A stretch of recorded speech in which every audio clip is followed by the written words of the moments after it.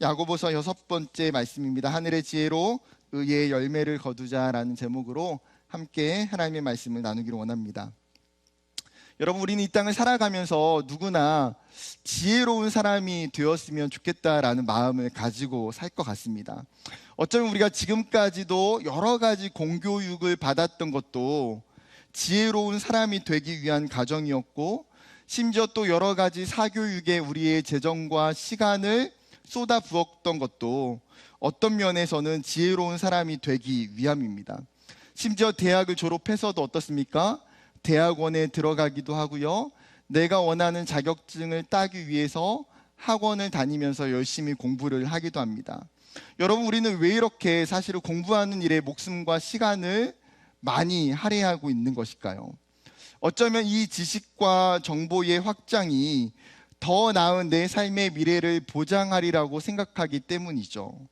어쩌면 우리는 세상이 이야기하는 이러한 가치 속에서 무의식적으로 동의를 하면서 살아가는지도 모릅니다. 그렇다 보니 세상에서 사람들을 만날 때에도 지식이 풍부한 사람들을 높이 평가하곤 합니다. 지식이 있는 사람들은요, 분명한 매력이 있어요. 제가 대학교 때 학교에 들어가서 제 과 친구 한 명을 만났는데요, 이 친구가 책 읽는 거를 굉장히 좋아하는 친구입니다. 그래서 친구들과 이야기를 하다 보면 그냥 이렇게 편안하게 대화를 하잖아요. 그런데 이 친구는 자기가 읽었던 책들을, 멋진 문구들을 항상 암기해 놓고 있어요. 그리고 나서 이야기할 때마다 그거를 이제 던집니다. 존 칼빈 선생님이 기독교 강요에서 이렇게 이야기했어. 존 스토트의 그리스도의 십자가에 보니까 이 가운데 부분에 이런 이야기가 있어. 사실은요, 딱 이야기를 나누면요, 멋진 폭발이에요, 진짜. 여러분, 그런 사람 되시기 바랍니다. 좀 이렇게 형제들은 외우고 있어요, 좀. 자매들이랑 이야기할 때에. 알겠죠? 너무 이렇게 머리가 깨끗하면 좀 안 되니까 우리가 좀 채워야 됩니다. 사실은 이 지식과 정보는 우리의 삶에 굉장히 유익하고 윤택함이 있어요. 심지어 우리가 살아가는 시대는 어떻습니까? 이러한 지식의 정보가 넘쳐나죠. 정보화 시대를 넘어서 초연결 시대, 인공지능과 빅데이터 시대를 살아가고 있습니다. 여전히 세상은 이 지식과 정보가 중요한 가치라고 이야기하고, 그것이 우리의 부와 권력이라고 이야기하기도 합니다. 그런데 세상은 그렇게 이야기할지라도 성경이 그렇게 이야기하고 있지 않다는 거예요. 세상이 수많은 지식과 정보를 갖춘다고 해도 그것이 하나님이 기뻐하시는 지혜로운 사람이 되지는 않는다는 것입니다. 그렇다면 여러분, 우리가 그리스도인으로서 하나님이 원하시는 지혜로운 사람이 되려면 어떻게 해야 될까요? 오늘 본문은 한 가지 질문으로 시작합니다. 13절이에요. 너희 중에 지혜와 총명이 있는 자가 누구냐? 그는 선행으로 말미암아 지혜의 온유함으로 그 행함을 보일지니라. 너희 중에 진짜 지혜 있는 사람이 누구냐? 누가 총명한 사람이냐라고 질문으로 시작해요. 이 질문은 사실은 지금 이야기하고 기록하고 있는 이 야고보 당시의 배경이 깔려 있습니다. 그 당시에 지혜로운 사람들, 혹은 가르치는 위치에 있는 교사들, 그 다음에 선생들, 지혜자들이 있었습니다. 요즘 말로 말하면 가방끈이 긴 사람들, 전문직 종사자들, 누군가를 가르치는 사람들이에요. 이들은 그 당시에 끊임없이 자신이 가지고 있는 지식과 지혜로 그것들을 뽐내면서 사람들을 지도하기 시작했어요. 그런데 야고보가 지금 오늘 이 말씀을 시작하면서 그들이 가지고 있는 지식과 지혜에 브레이크를 걸고 있는 거예요. 왜 그럴까요? 그들이 가지고 있는 이 지식과 지혜는 참된 진리와 지혜가 아니기 때문이에요. 그들이 가지고 있는 지혜의 결과를 보니까 더욱이 인정하기가 어렵죠. 진리라고 이야기하는 곳에 선한 행실이 전혀 따르지 않습니다. 심지어 하나님에 대한 인정과 높임이 없어요.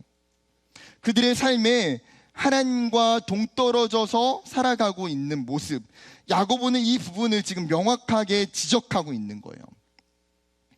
당시 유대인들은 지혜를 행동을 통해서 습득하는 것으로 문화적인 특징으로 받아들였습니다. 즉, 지혜가 단순히 암기, 공부, 학습을 통해서 현명하고 지혜로운 사람이 된다고 여기지 않았던 거예요, 그 당시도. 그래서 유대인들은 지혜를 터득하기 위한 학습법으로 다른 사람의 행동을 통해서 보고 배웠어요. 그래서 그 당시 어떤 일들이 있었습니까?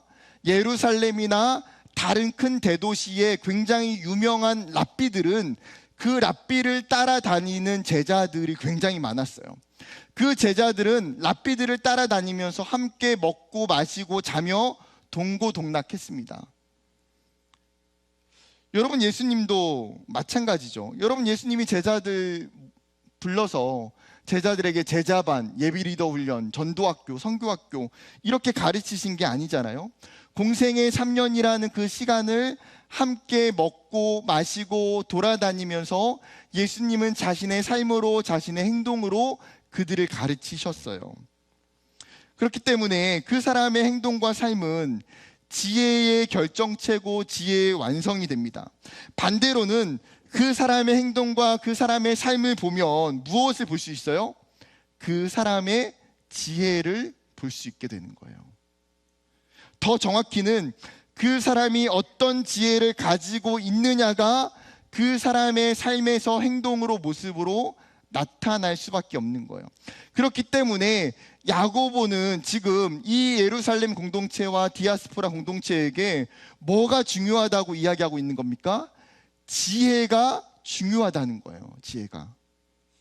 성경은 우리에게 오늘 본문을 통해서 두 가지의 종류의 지혜가 있다고 말합니다. 하나는 땅 위의 지혜, 하나는 하늘 위의 지혜예요. 그런데 야고보는 사람들이 가지고 있는 이 지혜가 전혀 다르다는 것을 발견하게 돼요. 지혜라고 해서 동일한 게 아니다.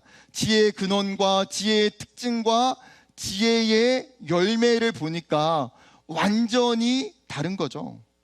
그렇기 때문에 여러분, 우리는 이 두 가지의 지혜가 어떤 모습으로 나타나고 있는지를 좀 비교해서 생각해 볼 필요가 있어요. 첫 번째 지혜는 무슨 지혜입니까? 15절 말씀입니다. 이러한 지혜는 위로부터 내려온 것이 아니요 땅 위의 것이요 정욕의 것이요 귀신의 것이니. 이 지혜는 쉽게 말해서 땅 위의 것이라고 표현하고 있어요.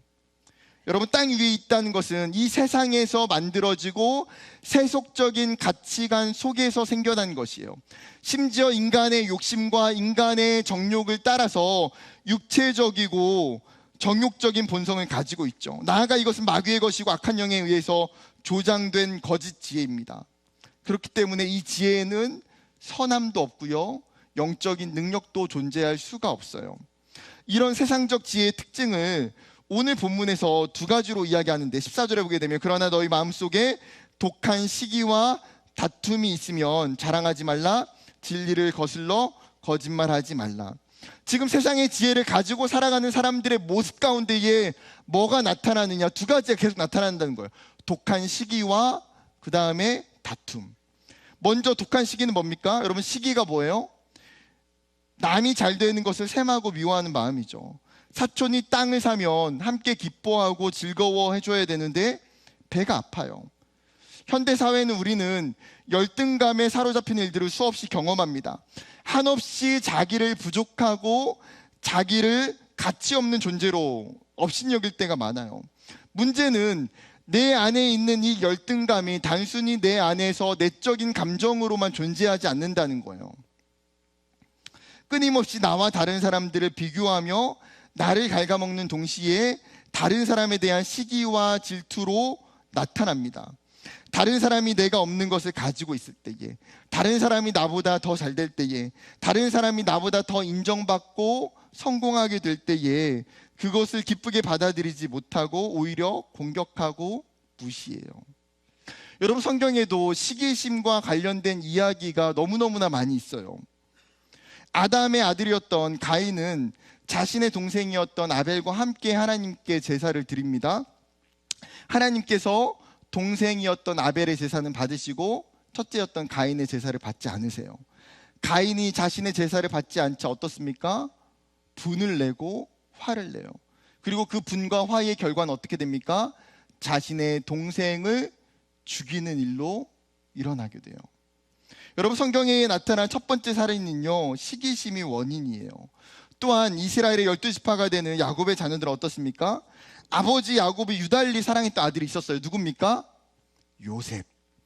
아빠가 요셉만 특이하게 편애하는 거예요. 여러분, 부모가 편애하면 안 됩니다. 사실은 요셉만 나이키 옷 사주고, 막 형들은 다 나이스, 뭐 요셉은 아디다스, 뭐 형들은 다 아디드스, 뭐 드스, 뭐 아무튼 다른 거 짝퉁 아무거나 다 입히고, 요셉만 다 좋은 거 색동 저고리 옷. 그러면 형들의 입장에서 어떻겠어요? 화가 나죠. 왜 안 내겠어요? 심지어 얘가 그냥 가만히 있으면 그냥 그래도 나. 근데 꿈을 꿨다 하면 또 말하는 게 뭐야? 형, 아버지 제가 꿈 꿨어요.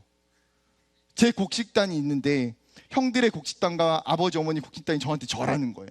제 별이 있는데 형들의 별과 아버지 어머니 별이 저의 별에 절하는 거예요. 이비방정, 이비방정. 촉새. 그냥 시기심이 상승을 하죠. 결국 어떻게 됩니까?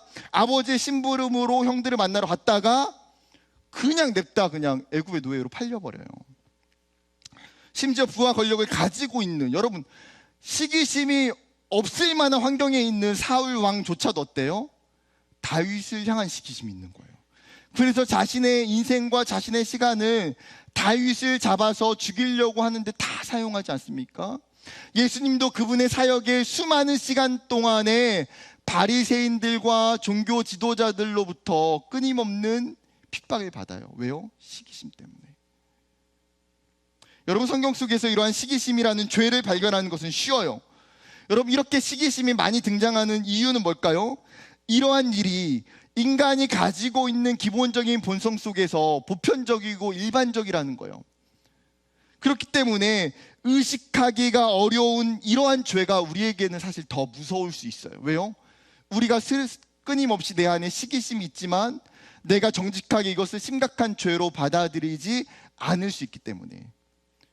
또한 두 번째, 세상의 지혜는 다툼이 있다고 이야기합니다. 그런데 원어의 뜻은 이기적 욕망이에요. 이게 더 원어적인 뜻에 가까워요. 이기적 욕망. 여러분, 사람의 본성은 누구나 이기심이 있어요. 내가 남을 생각하기보다 나를 우선시하고 나를 더 소중히 여기는 마음은 인간의 기본적인 본성이죠. 하지만 우리가 사회적인 존재로 살아가면서 다른 사람과 함께 있을 때에 내 안에 있는 이기심을 사실은 절제하고 통제하면서 살아가는 거예요. 그런데 이기적 욕망이 통제되지 못할 때에 굉장히 파괴적일 수 있어요. 왜 그렇습니까? 다른 사람은 신경 쓰지 않아요. 다른 사람의 피해와 고통을 아랑곳하지 않아요. 오직 나의 인생의 성공을 위해서, 내가 다른 사람보다 더 높은 자리에 올라가기 위해서 나의 의를 드러내고자 하는 욕망 때문에 다른 사람을 짓밟기도 하고 무시하기도 하고 끌어내리기도 하고 다툼이 일어나기도 하고, 그 과정 속에서 죄를 지을 수밖에 없다는 거예요. 창세기 25장에 보게 되면 야곱과 에서의 이야기가 나옵니다.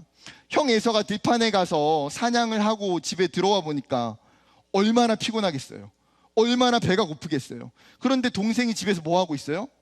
팥죽을 막 끓이고 있는 거예요. 온 집에 팥죽 냄새, 여러분 아시죠? 그 맛있는 냄새. 팥죽 냄새가 막 진동하니까 침이 막 꼴깍꼴깍 넘어갔겠죠. 그래서 에서가 뭐라고 말합니까? 배가 고프니까 팥죽 달라고 하지 않았겠어요? 여러분, 형제 사이에 형이 배고프면 팥죽 한 공기 줘도 되는 거 아닙니까? 첫째도 어떻게 생각하세요? 그쵸? 그거 당연한 거 아닙니까? 그래도 동생이 좀 줘야지. 제가 뭐 첫째여서 에서 편 드는 거 아니에요. 네. 그런데 이제 둘째 야곱은요, 공짜가 없어요. 그거 가지고 형이랑 딜을 해요. 형의 장자권을 나한테 넘기면 내가 팥죽을 주겠다는 거죠.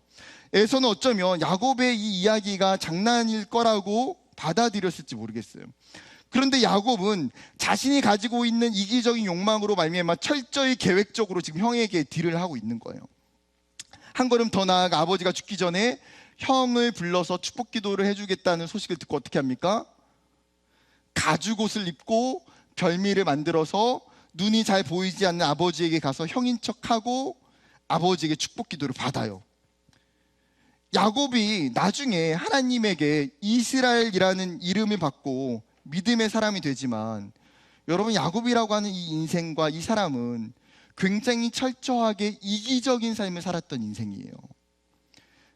자신의 축복 기도를 빼앗은 그 형의 분노에 휩싸여 형이 야곱을 죽이려고 합니다. 형과 원수가 돼서 어떻습니까? 외삼촌이 사는 바단 아람으로 도망쳐요. 그로 말미암아서 형과 원수가 되죠. 또 본인과 아버지도 본인과 어머니도 또 아버지와 어머니도 다 관계가 깨져요. 그러니까 집안 자체가 한순간에 콩가루 집안이 돼요. 여러분, 또 열왕기상 21장에 보게 되면 북이스라엘의 왕이었던 아합이 등장해요. 아합이 자신의 왕궁에서 가장 가까운 곁에 뭐가 있었냐면 나봇의 포도원이 있어요. 이게 너무나 탐나는 거예요. 넓고 좋은 땅의 포도원. 그래서 나봇에게 뭐라고 이야기합니까? 내가 돈을 줄 테니 그것을 나에게 팔라고 이야기하죠. 그런데 나봇이 거절합니다. 거절한 이유가 뭐예요? 성경적이에요. 하나님이 이스라엘 지파에게 주신 땅은 하나님이 기업으로 주신 것이기 때문에 매매를 할 수 없다. 그래서 왕일지라도 팔 수 없다고 이야기해요. 그게 맞는 이야기거든요. 그런데 어떻게 합니까? 구약에서 가장 무서운 부부 깡패단 아합과 이세벨이 어떻게 해요? 불량배를 시켜가지고 거짓 음모로 나봇을 죽이게 만들어요. 그리고 그 포도원을 빼앗아 강탈합니다.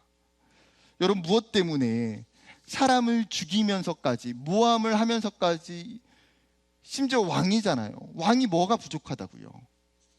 왜 이런 일들을 하게 됩니까? 아합에게 있었던 이기적인 욕망 때문이에요. 여러분, 성경은 우리에게 이기적인 욕망이 얼마나 강력하고 무서운 죄가 될 수 있는지를 가르쳐주고 있는 거예요. 수많은 성경의 이야기를 통해서 알려주는 것처럼 이 독한 시기와 이기적인 욕망은, 다툼은 하나님이 기뻐하시지 않고 하나님과 적대적인 죄악의 행동이 된다라는 거죠. 그렇게 로마서도 우리에게 이 세상의 지혜의 잘못된 특징을 분명하게 경고합니다. 로마서 13장 13절, 낮에와 같이 단정히 행하고 방탕하거나 술 취하지 말며 음란하거나 호색하지 말며 다투거나 시기하지 말고. 다툼과 시기를 멈추고 끊어내라는 거예요. 그렇지 않을 때의 그 결과가 뭡니까? 16절입니다. 같이 읽어볼까요? 시작. 시기와 다툼이, 여러분, 시기와 다툼이 있는 곳에 뭐가 있어요? 혼란이 있어요. 평안이 없는 무질서한 상태. 또한 악한 일, 나쁜 일들이 일어나죠. 내 삶이 파괴되고요, 내 공동체가 파괴되고요, 내 이웃들이 나로 말미암아 파괴되고 죽게 돼요. 여러분, 어떤 가정에서 부모님이 자주 싸우고 다툰다고 가정해 봅시다. 이런 가정에 행복이, 평안이 있을까요? 어린 자녀들이 이런 가정에서 정서적인 안정과 평안함을 가지고 살아갈 수 있을까요? 불가능해요. 가정이 행복하지 않고 영적일 수도 없고 부정적인 열매들이 생겨나게 되죠. 사랑하는 청년 여러분, 이제 돌아와서 우리의 삶의 자리에서 우리의 모습을 생각해 봅시다. 우리는 이 땅을 살아갈 때에 이 세상의 지혜를 가지고 살아가고 있지는 않습니까? 세상의 지혜, 정욕의 지혜, 사단이 주는 지혜가 나도 모르게 내 삶의 중심에 자리 잡고 있어서 그 지혜를 가지고 내가 세상에서 살아가고 있지는 않습니까? 그로 말미암아 내 안에 수많은 시기와 이기적인 욕망의 모습들이 나타나고 있지는 않습니까?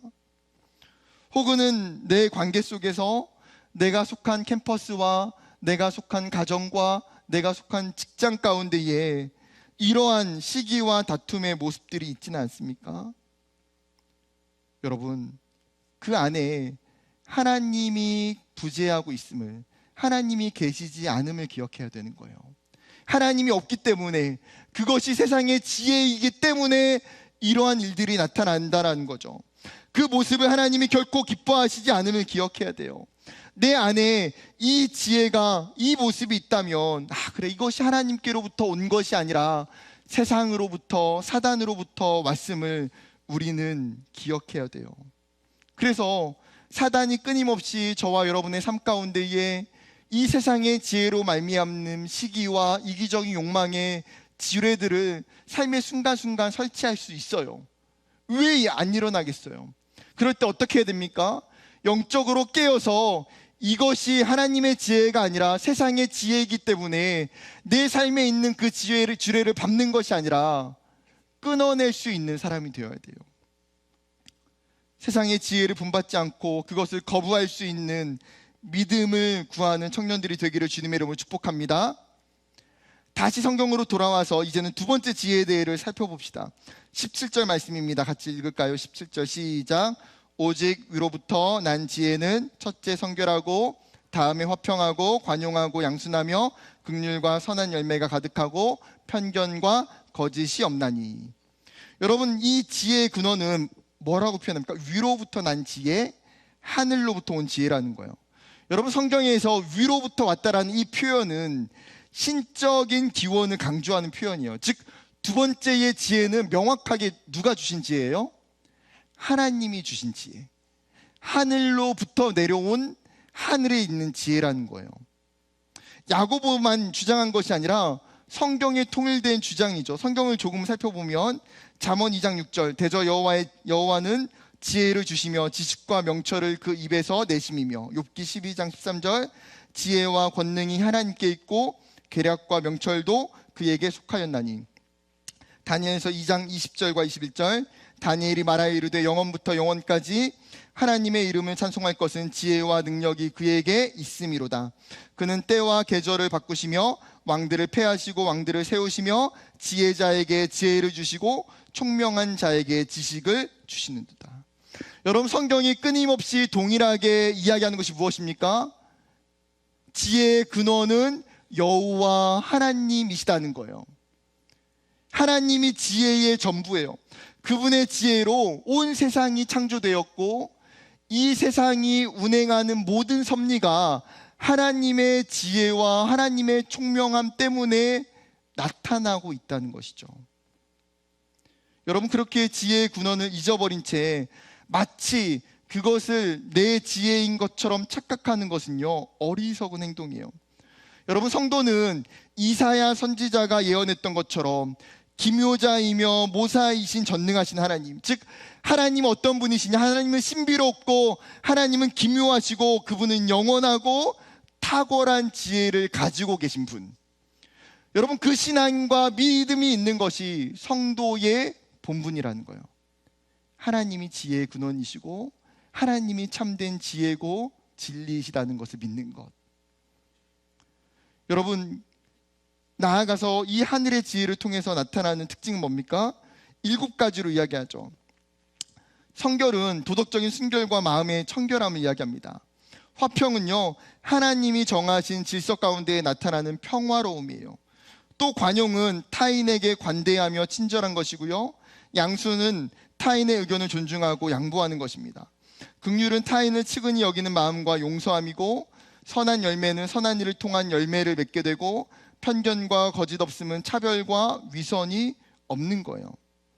여러분, 이것이 하늘의 지혜를 통해서 나타나는 삶의 특징이라는 거예요. 그런데 17절을 보고 있으면 이렇게 질문할 수도 있어요. 목사님, 지금 지혜에 대해서 이야기하고 있는데 17절에 나타나고 있는 이 지혜의 특징은 사실 지혜와 다소 거리가 먼 것 아닙니까? 너무 좋은 질문이에요. 사실 제가 궁금했던 부분이에요. 여러분, 분명히 하늘의 지혜라고 한다면 지식, 통찰력, 예지력, 영적 안목, 분별력, 현명함, 이런 것이 좀 더 어울릴 것 같지 않습니까? 그리고 어쩌면 우리는 하나님께 하늘의 지혜를 구하면서 하나님, 나에게 이런 지혜를 달라고 기도하곤 하는 것 같아요. 그렇기 때문에 오늘 성경이 우리에게 이야기하고 있는 이 지혜가 받아들이는 우리에게도 너무너무나 의외라는 거죠. 그런데 여러분, 17절을 다시 자세히 묵상하다 보면 이 하늘의 지혜의 특징을 발견할 수 있어요. 여러분, 이 지혜의 특징이 뭘까요?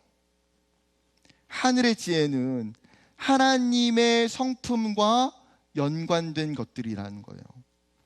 즉, 하나님의 지혜를 따른다는 것은 단순한 지식이 아니라 그분의 성품과 그분의 삶을 따르는 것이기에 하나님의 성품이 우리의 삶의 인격과 삶의 열매로 나타나게 된다는 거예요. 합신대 신대원 신약학 교수님이신 이보구 교수님이 하늘의 빛 땅의 열매라는 책에서 이렇게 설명해요. 그냥 인용하겠습니다. 야고보가 말씀하는 하나님이 주신 지혜는 능력이 아니라 하나님의 성품입니다. 그러므로 신자는 능력을 행하는 자가 아니라 자신의 인격과 삶 속에서 하나님의 성품을 실현하고 이루는 자입니다. 맞습니다. 여러분, 우리가 정말 지혜로운 사람이 되는 것은 사실 내가 다른 사람보다 많이 배우고 더 많은 책을 읽고 많은 지식과 정보를 소유하는 것이 아니에요. 그것은 지식이죠. 여러분, 참된 지혜는 하나님을 알아가고 하나님을 닮아가는 것에 있어요. 하나님의 뜻에 순종할 때에, 하나님의 성품이 그 삶에 나타나고 실현될 때에 그 사람은 세상의 그 누구보다도 지혜로울 수 있다는 거예요.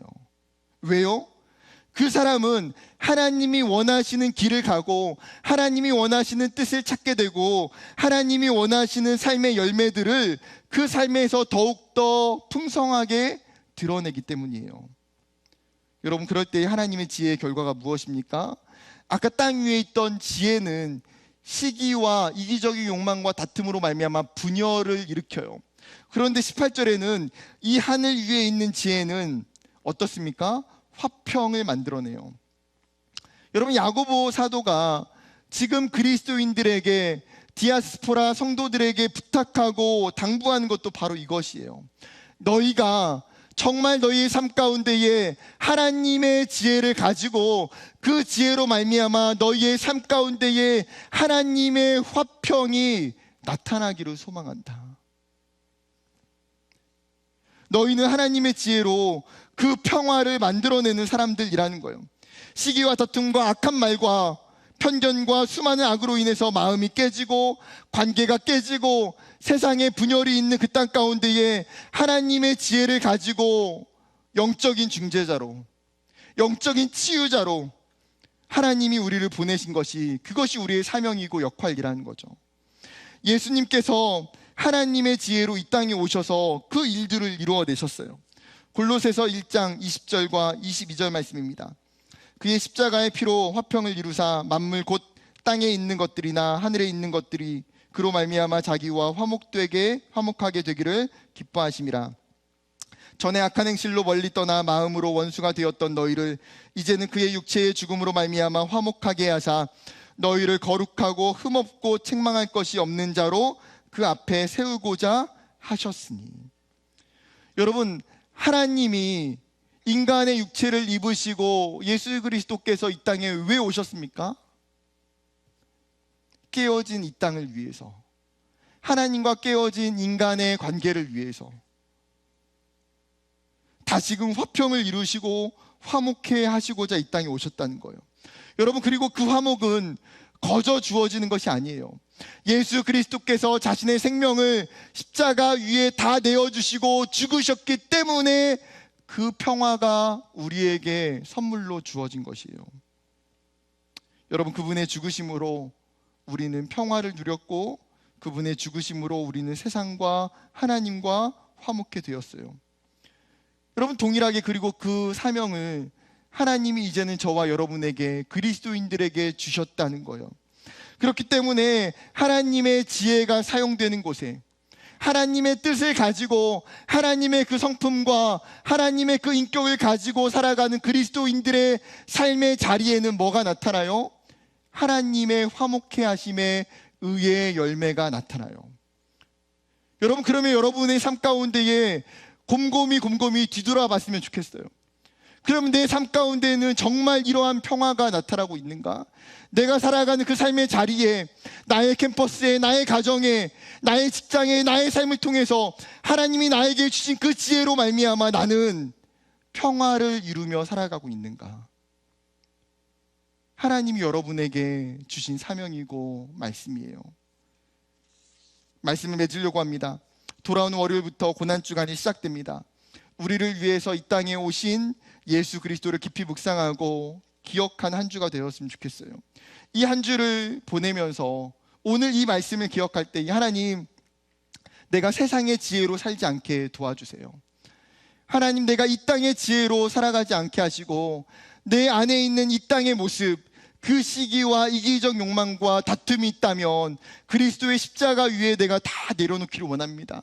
하나님, 그리고 내가 정말 하나님이 주시는 그 하늘의 지혜를 가지고 예수님의 모습처럼, 예수님의 헌신과 그 희생을 통해서 결국에 하나님께서 깨어진 세상과 관계 속에 화평과 평화의 의의 열매를 이루셨던 것처럼, 하나님, 내가 죽을 때에 내가 깨어질 때에, 내가 낮아질 때에 하나님 나의 삶을 통해서 그곳에 평화의 의의 열매가 나타나게 도와주십시오.